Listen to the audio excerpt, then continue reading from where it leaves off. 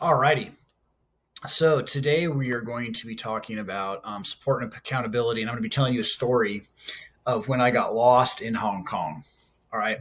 So, have you ever gotten lost? I'm sure you have. I've had the pleasure of getting lost many times in my 38 years of life. Okay. I've gotten lost in three different continents, and in numerous countries, in numerous jungles, deserts, villages, and the like. Okay. But like I said here, getting lost in Hong Kong might have been the most unique. Okay. Because you see, like back in 2007 is when this happened. I had just graduated from college and I decided that I was going to teach English in South Korea for a year. Okay. See, I thought that was pretty cool. All right. I get to go to Asia, see a different country, teach, make a living. Anyway, long story short, so I Googled teaching English abroad. Everything popped up South Korea. I applied online and I got a job. Okay, there's actually lots of jobs, but I had to be there in 2 short weeks. So there was a rush of stuff that needed to happen in order for me to start. So I was doing all this stuff, and the school was telling me what to do, what they needed to submit. Anyway, long story short, I ended up teaching in South Korea 2 weeks later, but I was teaching there illegally. Okay. And anyway, long story short, the school that hired me needed someone ASAP. And so they didn't want to have to wait and go through the proper channels that takes, a month or two. They want somebody now. I didn't know I was teaching illegally. This was news to me. And as a result, they approached me and informed me that, hey, I was going to need to leave the country to go to Hong Kong.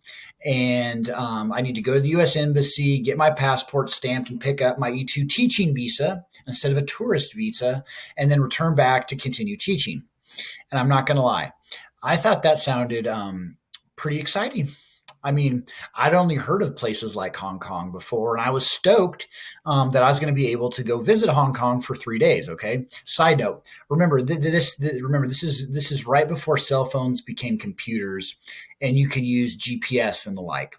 Plus, I didn't have a cell phone at the time. Okay. So I traveled from South Korea to Hong Kong, and all I had with me was, like, you remember those map quests you could print off. I printed off a map quest that basically would tell me how to get to my hotel and how to travel from my hotel to the U.S. Embassy. It wasn't a map; it was just like go. If you remember map quests, you know exactly what I'm talking about.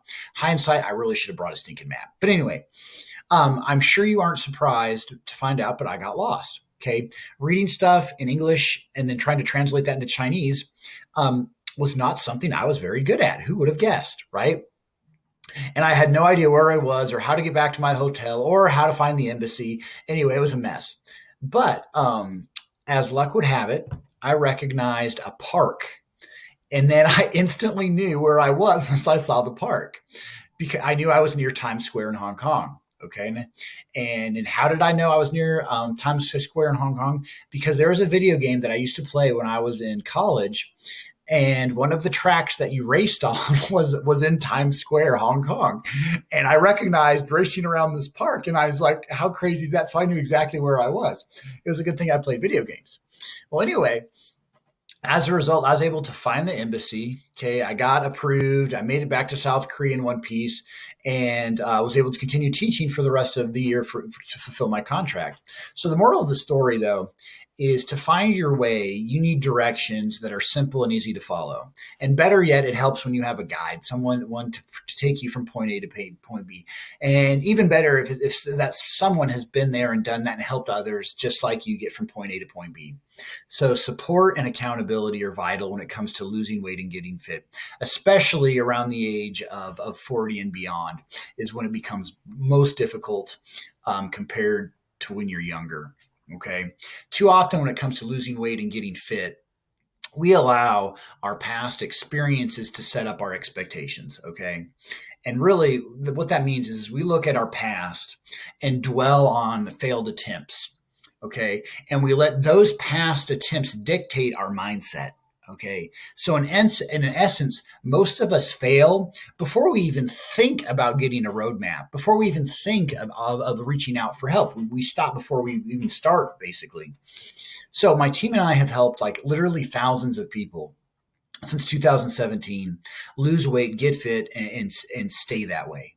It may not be very, quote unquote sexy, but it's effective, enjoyable, and sustainable because we tailor your program around you. We act as your guides and help you along the way so that you don't get lost in Hong Kong, so to speak, like me.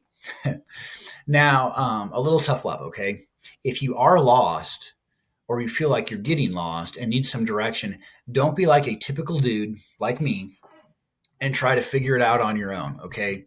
Reach out and let us know you need help.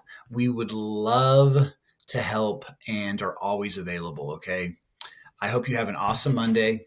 And as a PS, the verse of the day reinforces this idea of seeking help or support. Okay. In Jeremiah 29:11, it says, "For I know the plans I have for you, declares the Lord, plans to prosper you and not to harm you, plans to give you hope in a future." God formed you and he knows you and he has awesome plans for you.